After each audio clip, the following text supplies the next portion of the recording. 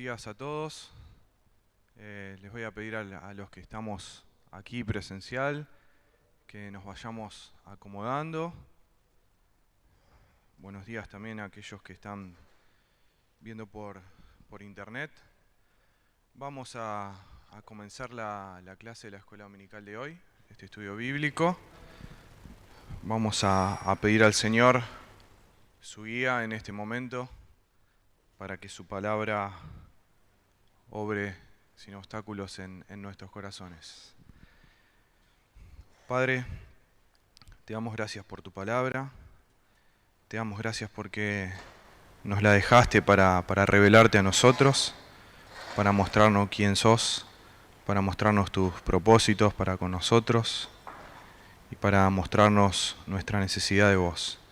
Te rogamos, Señor, que tu Espíritu esté obrando en nuestros corazones, nos esté dando atención, nos esté abriendo nuestros corazones para recibir tu palabra y para poder ser afectados y transformados por ella según tu voluntad. En el nombre de Jesús lo pedimos. Amén. Bueno, muy bien. El día de hoy vamos a finalizar esta serie que estamos llevando adelante ya hace 3 domingos sobre la iglesia.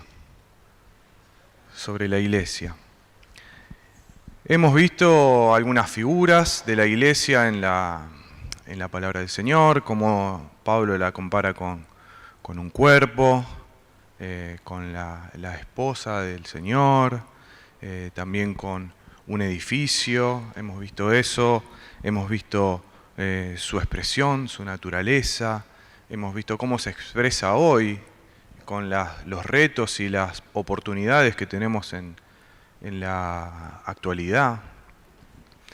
El domingo pasado vimos que la iglesia es la familia de Dios también, cómo el Señor nos ha introducido a esta gran familia de la fe, que es la iglesia. Y hoy vamos a intentar enfocarnos en el hecho de que la iglesia es una comunidad. Es una nueva comunidad que Dios ha formado con personas con un propósito para su gloria. Y bueno, ya lo hemos estudiado, lo hemos visto. La palabra iglesia que nosotros tenemos en el español viene de una palabra griega que es eclesia y que significa una asamblea, un grupo de personas convocadas y reunidas con un propósito en particular. El término entonces ya nos da una idea clara de que esto es un concepto grupal, un concepto que involucra a varias personas. Y esto es importante que lo entendamos, porque muchas veces tomamos este concepto que hemos dicho, ¿no?, de que yo soy iglesia, ¿sí?, el cual tiene un asidero y es correcto en cierto punto de vista, porque en cada lugar a donde yo estoy, donde yo me muevo, en cada ámbito en donde yo llevo adelante mi vida, yo manifiesto la vida de la iglesia, ¿sí?, en mi trabajo, en mis estudios, con mi familia, ¿sí? No es necesario que para manifestar esa vida de iglesia o esa vida de esta comunidad de Dios estemos todos juntos. Pero, en otro sentido, cuando yo comienzo a pensar que yo soy iglesia y que no necesito de los demás para hacerlo, ahí empezamos a entrar en conceptos equivocados que nos llevan a expresarnos de una manera que no es la que Dios pensó cuando formó la iglesia. Porque decíamos, la comparamos con un cuerpo, por ejemplo, y un miembro de un cuerpo no puede sobrevivir separado del cuerpo, ni mucho menos cumplir su función, aislado del resto del cuerpo. Entonces tenemos que tener bien en claro que si bien nosotros, cada uno en particular, manifiesta la vida de la iglesia en cada lugar donde está, y así debería ser, necesitamos de los demás, de nuestros hermanos, porque la iglesia es una comunidad. El mismo concepto lo expresa así. Y la definición de la palabra comunidad nos explica que no puede existir una comunidad unipersonal, porque justamente en el diccionario la palabra comunidad la define como un conjunto de personas vinculadas por características o intereses comunes. Es decir, que tal como esa palabra iglesia que dijimos, la palabra comunidad también nos expresa un grupo de personas, ¿sí? Entonces, esta comunidad a la cual estamos haciendo referencia es una comunidad creada por Dios con un propósito, con el propósito de representarlo a Él, demostrar su carácter frente al resto de las personas que aún no pertenecen a esa comunidad, que aún no pertenecen a ese pueblo como fue en su momento el pueblo de Israel, un pueblo elegido de entre el resto de los pueblos para representar a Dios, para expresar el carácter de Dios y mostrarlo al resto de las naciones. Fíjense lo que dice Pedro en su primera epístola, en el capítulo 2, versículo 9, un pasaje sumamente conocido. Dice, pero ustedes, ¿sí?, los creyentes, son linaje escogido, real sacerdocio, nación santa, pueblo que pertenece a Dios para que proclamen las obras maravillosas de aquel que los llamó de las tinieblas a su luz admirable. Aquí vemos el apóstol hablando a los creyentes y recordando este concepto de que somos un pueblo que ha sido escogido, que ha sido adquirido por Dios, que somos una nación santa y que tenemos un propósito, el de manifestar, ¿sí?, las obras de Dios, las virtudes de Dios al resto de la humanidad. Y estas palabras que el apóstol Pedro escribe en su carta recuerdan mucho a las mismas palabras que Dios dijo a Moisés al pie del monte Sinaí, cuando, después de haber salido de Egipto, el pueblo de Israel se encontraba a punto de entrar en pacto con el Señor. ¿Sí? Lo vemos esto en Éxodo capítulo 19. Y decíamos, al pie del monte Sinaí, el Señor llama a Moisés y le dice, anúnciale esto al pueblo de Jacob, declárale esto al pueblo de Israel. Ustedes son testigos de lo que hice con Egipto y de que los he traído hacia mí como sobre alas de águila. Si ahora ustedes me son del todo obedientes y cumplen mi pacto, serán mi propiedad exclusiva entre todas las naciones. Aunque toda la tierra me pertenece, ustedes serán para mí, y fíjense cómo se va a replicar lo que dice Pedro, ustedes serán para mí un reino de sacerdotes y una nación santa. Entonces vemos que así como en aquel entonces Dios escogió al pueblo de Israel para que sean sus sacerdotes, ¿qué hace el sacerdote? Representa a Dios ante el resto de las personas, para que ellos fueran sus sacerdotes y para que fueran una nación santa, que como hemos estado estudiando en los grupos de familia, el término de santo no significa que no tengamos ningún defecto, ¿sí?, sino que es algo distinto, diferente a lo demás. Entonces, Israel fue llamado a ser y comportarse distinto que las naciones que los rodeaban, que aquellas naciones que iban a ser expulsadas de la tierra de Canaán para darle lugar a ellos a heredar esa tierra que Dios le había prometido. Y de ese mismo modo, la iglesia hoy es llamada hacer esta comunidad, este pueblo de Dios, que sea distinto a lo que lo rodea, pero no distinto para pensar mejor de nosotros, para creer que somos mejores que los demás, sino distintos para que, como dijo el Señor, nuestras buenas obras glorifiquen a nuestro Padre que está en los cielos. Si la iglesia, como Pablo le dijera a Timoteo, es columna y baluarte de la verdad. Somos los que sostienen esa verdad que es Cristo y debemos manifestarla como comunidad de Dios al resto de las personas que aún no se han reconciliado con Dios. Ahora, si analizamos el comportamiento de los primeros cristianos, de la primera iglesia, que podemos encontrar en el libro de los Hechos, y les pido que vayan buscando Hechos capítulo 2, vamos a ver que ellos realmente se comportaban como una comunidad. ¿Sí? Su manera de actuar, su manera de manejarse, mostraba esta verdad de que ellos eran una comunidad que Dios había formado para ser su pueblo. En Hechos capítulo 2, los últimos versículos 42 al 47, leemos lo siguiente. Hablando sobre los primeros cristianos, ¿sí?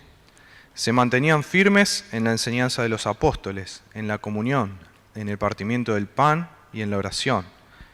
Todos estaban asombrados por los muchos prodigios y señales que realizaban los apóstoles. Todos los creyentes estaban juntos y tenían todo en común. Vendían sus propiedades y posesiones y compartían sus bienes entre sí según la necesidad de cada uno. No dejaban de reunirse en el templo ni un solo día. De casa en casa partían el pan y compartían la comida con alegría y generosidad, alabando a Dios y disfrutando de la estimación general del pueblo. Y cada día el Señor añadía al grupo los que iban siendo salvos. ¿Sí? Vemos en este pasaje esta expresión de la primera iglesia. Si avanzamos un poquito en el capítulo 4, versículo 32, encontramos que todos los creyentes eran de un solo sentir y pensar. Nadie consideraba suya ninguna de sus posesiones, sino que las compartían. Los apóstoles a su vez con gran poder seguían dando testimonio de la resurrección del Señor Jesús. La gracia de Dios se derramaba abundantemente sobre todos ellos, pues no había ningún necesitado en la comunidad. Quienes poseían casas o terrenos los vendían, llevaban el dinero de las ventas y lo entregaban a los apóstoles para que se distribuyera a cada uno según su necesidad. Un capítulo después, algunos versículos después, vemos en el capítulo 5 que dice que por medio de los apóstoles ocurrían muchas señales y prodigios entre el pueblo, y todos los creyentes se reunían de común acuerdo en el pórtico de Salomón, que era un lugar en el templo. Nadie entre el pueblo se atrevía a juntarse con ellos, aunque los elogiaban, y seguía aumentando el número de los que confiaban en el Señor. Entonces vemos en todos estos pasajes cómo ellos manifestaban esta vida de comunidad. Si vimos varias características que ellos demostraban en su forma de vivir esta vida de iglesia, que nos habla de una comunidad, de una verdadera comunidad. Vamos a mencionar algunos ejemplos. ¿Sí? Por ejemplo, veíamos en los primeros pasajes que ellos perseveraban en la enseñanza de los apóstoles. Es decir, que juntos, como iglesia, como comunidad, se juntaban para, así como estamos haciendo nosotros ahora, estudiar la palabra de Dios, recibir. Recordemos que ellos no tenían la Biblia así como la tenemos nosotros, ¿sí? Pedro, Pablo, que escribieron gran parte del Nuevo Testamento, aún no habían hecho sus escritos. Entonces ellos recibían la palabra de parte directamente de los apóstoles. Pero se juntaban y perseveraban en esos ambientes de enseñanza, todos juntos. También vemos que tenían comunión unos con otros y partían el pan juntos. No solo se reunían con frecuencia, como veíamos que se reunían en el pórtico de Salomón o también en las casas. No solo hacían eso, sino que también participaban de comer juntos y de la cena del Señor para recordar la obra del Señor como Él lo mandó. También vemos que oraban juntos. Seguramente ellos, cada uno en particular y en su intimidad, tenía su vida de oración, pero también se juntaban y como comunidad, y lo vemos un montón de veces, que cuando había dificultades, cuando los apóstoles eran amenazados, cuando ellos se veían en algún aprieto, lo primero que hacían era juntarse y orar. Entonces también compartían eso como comunidad, los momentos de intimidad con el Señor. Vemos también que había generosidad en ellos y que se ocupaban de los necesitados. Leíamos en varios pasajes que aquellos que quizá habían sido bendecidos con bienes materiales priorizaban el bienestar de toda la comunidad antes de que su propio bienestar, antes de quizá su prosperidad. Y vendían cosas para darle a aquellos que quizá en ese momento estaban pasando necesidad. Entonces nos cuenta Lucas en Hechos que no había necesitados, porque ellos se ocupaban, como el Señor tantas veces nos ha mandado, de los necesitados. Y mientras yo preparaba esto, digo, bueno, puede parecer repetitivo que cada vez que hablamos de la iglesia nos vamos a leer estos pasajes de Hechos, ¿no? Vamos a buscar estos pasajes de Hechos. Y a lo mejor pensamos, no, siempre con lo mismo. Pero en realidad es que es innegable que esta manifestación de la iglesia, estos momentos de la iglesia, fue donde, sin lugar a duda, la idea de Dios de iglesia y el propósito de Dios con la iglesia se manifestaban de manera más pura, sin ninguna intervención humana de las que nosotros muchas veces, la mayoría de las veces sin querer, introducimos en la iglesia y distorsionamos un poco la idea del Señor. Entonces, es innegable que mirando estos primeros cristianos nosotros podemos darnos una idea de cómo es la iglesia que Dios pensó, que Dios planificó. Y nosotros con la intención de ser ese tipo de iglesia, ¿sí? La que Dios pensó.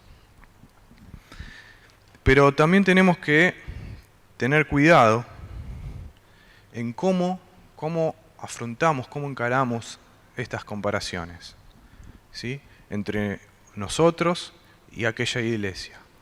¿Por qué? Porque nuestra tendencia, ¿cuál es?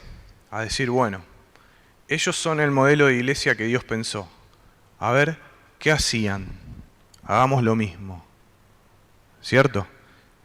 Como cuando seguimos una receta, ¿no? Bueno, a ver, miro qué es lo que hace y hago lo mismo para llegar al mismo resultado.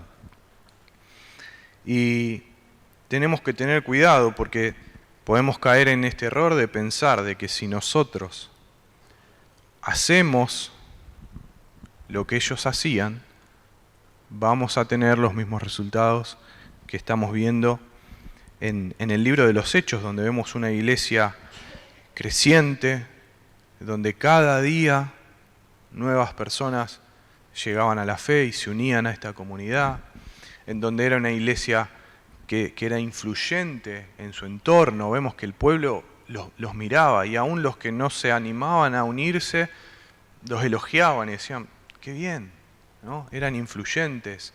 Vemos personas que sacaban a los enfermos para que fueran sanados, ¿sí?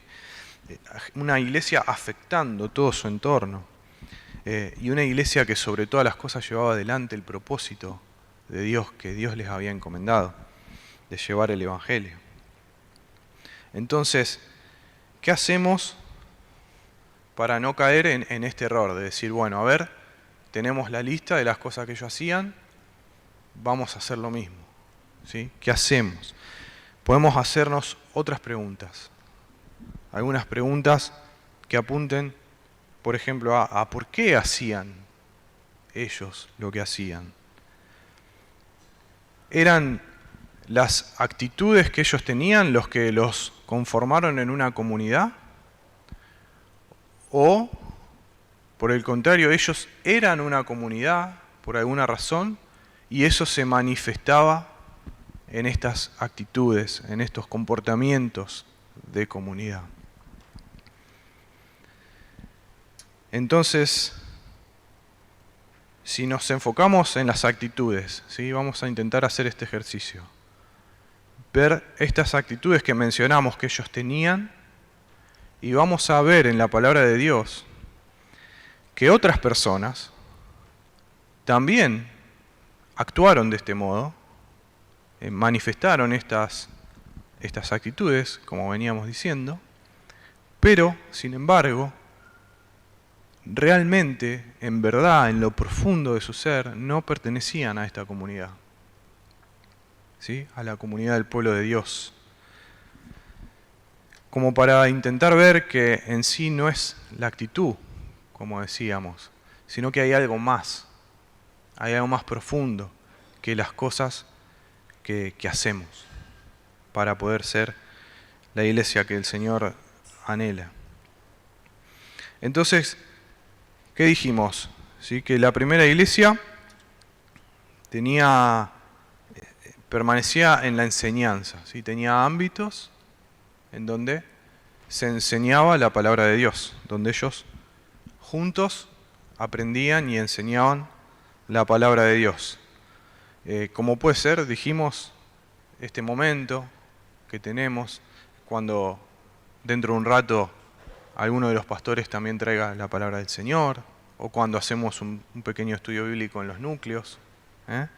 Tenemos ese tipo de ámbitos nosotros también hoy, de enseñanza. Pero fíjense que hubo personas y hay personas que participan de este tipo de enseñanza, o de otros tipos de enseñanza también, de enseñanza al fin, que no son parte de la comunidad de Dios. Por ejemplo, miren lo que Pablo le escribe a Timoteo en 2 Timoteo capítulo 4, versículos 3 y 4. Pablo le dice: llegará el tiempo en que no van a tolerar la sana doctrina, sino que, llevados de sus propios deseos, se rodearán de maestros que les digan las novelerías que quieren oír. Dejarán de escuchar la verdad y se volverán a los mitos. ¿Sí? Vemos que personas que no quieren escuchar la palabra de Dios, que no les interesa quizás ser confrontados por la palabra de Dios, aún así buscan ámbitos donde alguien les enseñe. Dice, van a buscar maestros, pero que les digan lo que quieren oír. Pero vemos que hay una dinámica de enseñanza, un maestro enseñando lo que otra persona está escuchando, pero que nada tiene que ver con la verdadera vida de iglesia. Otro ejemplo, en 2 Pedro, capítulo 2. 2 Pedro, capítulo 2, los primeros versículos, el apóstol nos va a decir lo siguiente. En el pueblo judío, ¿sí? Que dijimos era la expresión de la comunidad y del pueblo de Dios del antiguo pacto, en el pueblo judío hubo falsos profetas. Y también entre ustedes habrá falsos maestros, que encubiertamente introducirán herejías destructivas, al extremo de negar al mismo Señor que los rescató. Esto les traerá una pronta destrucción. Muchos los seguirán en sus prácticas vergonzosas, y por causa de ellos se difamará el camino de la verdad.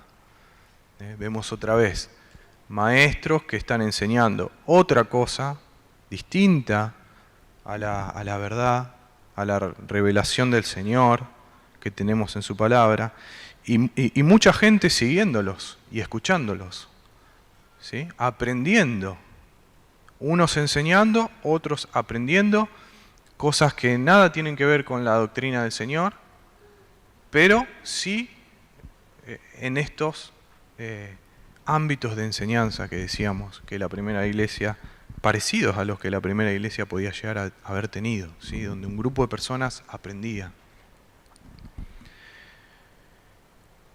Santiago también nos habla, porque hasta ahora vimos ejemplos de gente que está enseñando, ¿sí? Pero cosas que quizá no son la doctrina. Entonces podríamos decir, bueno, pero mientras escuchemos la palabra del Señor, es una actitud correcta. Pero Santiago nos dice en su capítulo 1, versículos 22 al 25, y dice: no se contenten solo con escuchar la palabra, pues así se engañan ustedes mismos. Llévenla a la práctica. El que escucha la palabra pero no la pone en práctica es como el que se mira el rostro en un espejo y después de mirarse se va y se olvida enseguida de cómo es. Pero quien se fija atentamente en la ley perfecta que da libertad y persevera en ella, no olvidando lo que ha oído, sino haciéndolo, recibirá bendición al practicarla. ¿Sí? Entonces vemos que Santiago nos está hablando de escuchar la palabra del Señor, pero que podemos también estar escuchando y simplemente escuchar y no oír y no llevar a la práctica, ¿sí? Que es algo totalmente diferente. Podemos estar como estamos hoy y quizá alguno de nosotros está escuchando y pensando en otra cosa, o escuchando y simplemente no dando atención a lo que el Señor dice. Muchas veces nos puede pasar eso. Y Santiago nos dice, no es suficiente con escuchar, hay que ir un paso más, hay que hacerla propia, hay que llevarla a la práctica, hay que vivirla. Entonces vemos que, dijimos, ellos tenían enseñanza. Podemos tener enseñanza y no estar haciendo las cosas como Dios quiere. También dijimos que ellos tenían comunión los unos con los otros y que compartían la cena del Señor entre todos. Pero fíjense, Judas en su carta, hablando de estos mismos falsos maestros y falsos hermanos que Pedro hablaba antes, que leímos antes, nos dice: estos que participan en las comidas fraternales de ustedes son manchas, apacentándose a sí mismos sin temor alguno. Son nubes sin agua, llevadas de acá para allá por los vientos. Son árboles marchitos como en otoño, sin fruto, 2 veces muertos y desarraigados. Vemos que nos está hablando de gente que participaba de estos, como lo llama acá en esta versión, comidas fraternales. Otras versiones dicen ágape. ¿Sí? Estos momentos en donde los cristianos participaban y comían juntos y también tenían la cena del Señor. Y había gente que participaba de eso y sin embargo los está llamando, son manchas. Son árboles muertos. Son sin fruto. Pablo también tuvo que tratar con temas con la cena del Señor, con los corintios. También es un pasaje muy conocido. Lo encontramos en 1 Corintios 11, versículo 20. Pablo empieza a decirles, de hecho, cuando se reúnen, ya no es para comer la cena del Señor, porque cada uno se adelanta a comer su propia cena, de manera que unos se quedan con hambre mientras otros se emborrachan. Entonces vemos hermanos o supuestos hermanos que se reunían a tener estos momentos de comunión, a tener estos momentos de fraternización, pero que hacían cualquier cosa, que no se preocupaban por el otro, que se apuraban a comer todo lo que pudieran, ¿sí? Que estaban participando de estos momentos, pero que no estaban siendo la comunidad de Dios.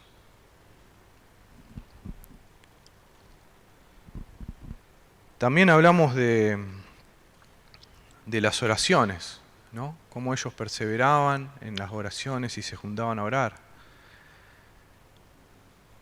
Y por otro lado vemos en el Sermón del Monte al Señor que está advirtiéndonos, como también estuvimos estudiando en los grupos familiares, advirtiéndonos que nos cuidemos al orar, de no ser como los hipócritas, que usan la oración para mostrarse, que usan la oración para que los otros lo vean o para aparentar ser algo que realmente no son, lo que significa la palabra hipócrita. O la parábola que tenemos en Lucas del fariseo y del publicano. ¿Sí? Esta historia que cuenta el Señor, en donde el fariseo dice que oraba puesto en pie, pero el Señor mismo dice, oraba consigo mismo. Aparentaba estar elevando una oración al Señor, pero estaba hablando con su propio ego, este fariseo. Entonces vemos que también podemos hacer oraciones hermosas, podemos juntarnos a orar y decir palabras complicadas y hacer una oración súper extensa, y eso no es garantía de que realmente somos parte de la comunidad del Señor o que estamos expresando la vida de la comunidad del Señor, porque podríamos estar siendo parte de estos hipócritas que dice el Señor, que manifiestan una parte de su hipocresía en oraciones falsas. También hablamos de la generosidad, de estas actitudes de veo a un hermano en necesidad, vendo lo que tengo y lo llevo a la iglesia para que se reparta y que nadie tenga necesidad. Pero también en el capítulo 5 de Hechos encontramos dos personas que quisieron mostrar esta actitud con otras intenciones. ¿Sí? ¿Recuerdan a Ananías y Zafira? Ellos vieron cómo aquellas personas que tenían esta actitud con sinceridad y que entregaban sus bienes para cubrir las necesidades de los otros eran quizá admiradas o tenidas en un buen concepto, y ellos dijeron, queremos eso para nosotros, que la gente piense bien de nosotros. Y entonces hicieron todo este engaño, ¿sí? de vender, quedarse con una parte, llevarlo diciendo vendimos todo, ¿sí? Y sabemos cómo terminó esa historia. Aparentaban generosidad, aparentaban preocupación por los demás, pero en realidad en su corazón había otra cosa. ¿Sí? Había un deseo de ser exaltados ellos. También el Señor en el Sermón del Monte advirtió de cuidarnos de que cuando damos ofrendas, ¿sí? o limosnas, como lo dicen algunas versiones, no estemos tocando trompeta, haciendo alboroto para que la gente vea lo que yo estoy ofrendando, contando. Bueno, hermano, no, yo te cuento, vos no digas nada, pero ofrendé esto, con esa falsa humildad. Andar mostrando lo que hacemos para que la gente nos vea, el Señor lo dijo. Otra vez mencionó que no lo hagamos como los hipócritas. Es decir, que puede haber gente también que demuestre estas actitudes, pero que en su corazón lejos están de pertenecer a esta comunidad del Señor. Entonces, la pregunta es la siguiente.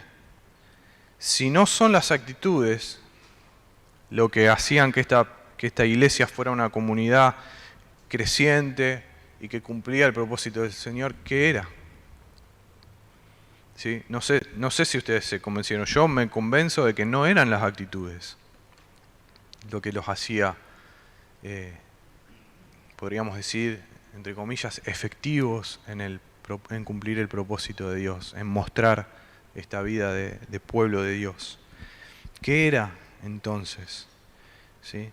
Y este factor clave para que nos muestra qué era lo que ellos tenían, también lo encontramos en las Escrituras. Y también lo encontramos en el libro de Hechos, en donde al menos unas 10 veces, quizá alguna más, nos dice que ellos estaban llenos del Espíritu Santo. Estuvimos hablando de esto también el domingo pasado, de esta necesidad y este mandato que el Señor nos da, sean llenos del Espíritu Santo. Y vemos que estos discípulos estaban llenos del Espíritu Santo. ¿Y por qué? Se hace indispensable esta llenura. Porque para lograr lo que ellos lograban, era indispensable, porque en realidad no era que ellos lo lograban, sino que Dios obraba a través de ellos y Él lograba que esa vida se manifieste, que ese propósito se cumpla, que esas personas quizá de distintos trasfondos, con distintos pensamientos, se unan en una verdadera comunidad de gente, como dijimos al principio, comprada por Dios para poder reflejar esa vida que el Espíritu Santo les estaba dando, ¿sí? Para estas personas la vida de iglesia, la vida en esta comunidad, no era una partecita más de sus vidas, ¿sí? La cual tenían asignado un momento, un tiempo, y mientras esa parte de sus vidas no interfiriera con las otras partes de su vida, estaba todo bien, pero cuando interfería, cuando se empezaba a querer meter en las otras áreas de su vida, le ponían un freno. Estas personas, como decíamos, llenas del Espíritu Santo, estaban dispuestas a entregar todo el gobierno de su vida, toda su voluntad, todas sus decisiones al Espíritu Santo, lo cual es la definición de ser lleno del Espíritu Santo, darle el gobierno pleno de nuestra vida a Dios. Ellos estaban dispuestos a hacerlo. Y esto no significa que no hacían otras cosas, o que no tenían familia, o que no tenían otras actividades, sino que la prioridad permanentemente era la obra del Espíritu Santo y la voluntad del Espíritu Santo.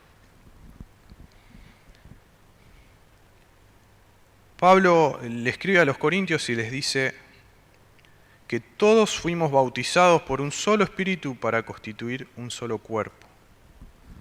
¿Sí? La palabra acá, ¿qué significa? Bautizados. Significa que fuimos introducidos, sumergidos en esto que es el cuerpo de Cristo, en la iglesia, por el Espíritu de Dios. Es el Espíritu el que nos introduce de verdad y en realidad a esta comunidad, a este pueblo de Dios, a este nuevo pueblo del pacto, ¿sí? Así como fue Israel, hoy lo somos nosotros, por el pacto que Dios selló en la sangre de Jesús, de nuestro Señor Jesús. Y es el Espíritu, la vida del Espíritu, la que se manifiesta en nosotros. Cuando nosotros somos llenos del Espíritu y le damos el lugar que merece, se manifiesta en todas estas actitudes que vimos en un principio, pero de verdad y con sinceridad y con el poder de Dios avalando esas actitudes que de otro modo pueden ser pura hipocresía, como vimos. Entonces el factor fundamental para que podamos realmente ser una comunidad de Dios, el pueblo de Dios, no es lo que hacemos, no es si participamos o no participamos de estas cuestiones que estuvimos analizando, o de otras que se nos pueden llegar a ocurrir, sino es si nosotros estamos dando nuestra vida al gobierno del Espíritu, si estamos dejando que, como dijo Pablo, sea Cristo quien vive en nosotros nuestra vida. Nosotros en nuestra congregación tenemos un montón de ámbitos también para expresar esta vida de comunidad, ¿no es cierto? Tenemos lo que estamos haciendo ahora, donde intentamos enseñar la palabra del Señor. Tenemos el culto los domingos, tenemos las reuniones familiares, que llamamos núcleos o células, o como lo quieran llamar, donde nos reunimos, grupos de hermanos en diferentes lugares, en diferentes días, horarios, y manifestamos la vida de la iglesia. Tenemos los discipulados personales, en donde estamos quizá en un nivel aún mayor de intimidad, con alguien que nos ayuda y nos edificamos mutuamente. Hay reuniones de jóvenes, de adolescentes, vuelve la escuela dominical para niños. Tenemos un montón de ámbitos que nuestros pastores entienden son los mejores para poder manifestar la vida de comunidad, pero que no son los que nos hacen ser comunidad. No por venir acá somos comunidad, no por ir a un núcleo somos comunidad, como vimos recién, sino por la vida del Espíritu. Pero tenemos que pensar en esto. Si participar de las actividades de la iglesia se nos vuelve una carga, un peso, algo que nos genera incomodidad, tenemos que revisar nuestra vida espiritual. Tenemos que orar y pedirle al Señor ser llenos de su Espíritu, para que esa vida de Él, que es por naturaleza vida de comunidad, se manifieste en nosotros y que tengamos deseo de compartir con nuestros hermanos, con nuestra familia, como vimos el domingo pasado, con este pueblo. No está bien que nosotros participemos porque pensamos que de ese modo simplemente somos iglesia y que tenemos que hacerlo, hay que ir. O para que la gente no piense mal de nosotros, o para quizá tener la chance de participar en alguna tarea de la iglesia. No es esa la motivación. La motivación tiene que venir de adentro, del Espíritu. El modelo no es lo que nos va a hacer una comunidad, es el Espíritu. Entonces, si nos pesa, si nos cuesta, oremos, pidámosle al Señor. ¿Qué más quiere Él? Y lo dijo el Señor. ¿Cómo el Señor le va a negar el Espíritu Santo a aquellos que se lo pidan? Entonces, si nos está costando, seamos sinceros con el Señor. No seamos como los hipócritas y oremos y pidámosle que nos llene de su Espíritu. Quizá necesitamos ser llenos de su Espíritu. Y bueno, y si directamente nos parece que no es necesaria esta vida de comunidad, también replanteémonos nuestro pensamiento, porque hemos visto que esta es la idea de Dios. Dios lo ha querido así. Dios nos ha introducido en su cuerpo, en este pueblo, ¿sí? Para que juntos podamos manifestar su carácter, su persona al mundo. Entonces, la iglesia es la comunidad del Señor. Es un pueblo que Él ha elegido y ha comprado a un precio muy alto. Y tenemos el privilegio de que Él nos está llamando e invitando a participar permanentemente de la verdadera iglesia, de esa iglesia que manifiesta la vida del Espíritu, ¿sí? Así que meditemos en esto. No somos iglesia por las cosas que hacemos, sino cuando realmente participamos de la vida de comunidad, porque por dentro el Espíritu nos está movilizando a hacerlo. Padre, gracias Señor por tu palabra y te rogamos, Señor, que llenes nuestras vidas de tu Espíritu, Señor, de cada uno de mis hermanos que está en este lugar y que siente en su corazón el anhelo de ser parte de esta comunidad que has formado, Señor, de tener este privilegio de poder llamarnos tu pueblo, Señor. Llenanos de tu Espíritu, Señor, que podamos entregar nuestras vidas, el gobierno de nuestras vidas a tu persona, Señor, confiando plenamente en tu bondad, en tus propósitos, en tu soberanía, Señor.